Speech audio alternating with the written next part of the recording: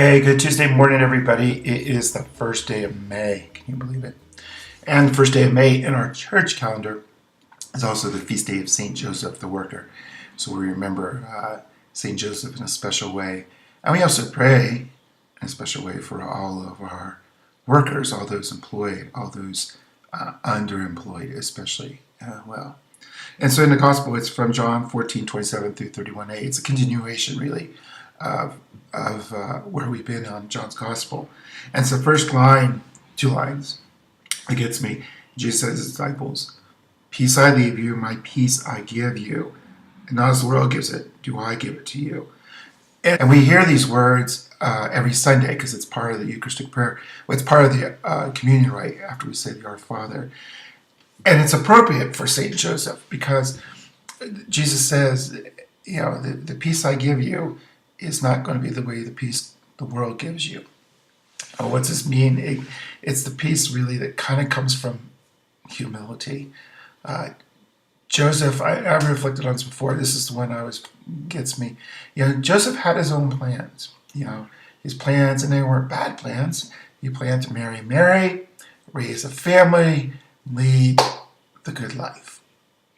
And that had to be put aside. He had to accept God's plan for him. And that's the peace he gave. He didn't fight, whine, get angry, go out, buy guns, shoot up everybody, or troll God on Twitter or whatever. He discerned and he accepted God's plan. And that's the peace that he experienced. And that's the peace that Jesus asks us to experience it in all of us. And it makes, and it works because, at least it works for me.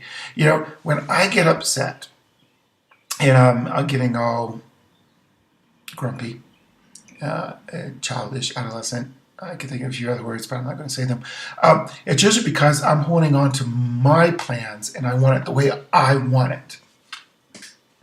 And it's not going the way that I want it. Big surprise on that one. And it's when I let go. It's okay to have plans. Don't get me wrong. We just don't want to sit here on our duffs and do nothing. But when we hold on so tightly that we can't see anything else, we can't see anyone else, we can't see any other good possible, that's the problem. But when we have our plans, but we're willing to let them go, we don't idolize them. It's amazing how much more peaceful life is. It's those egos, people.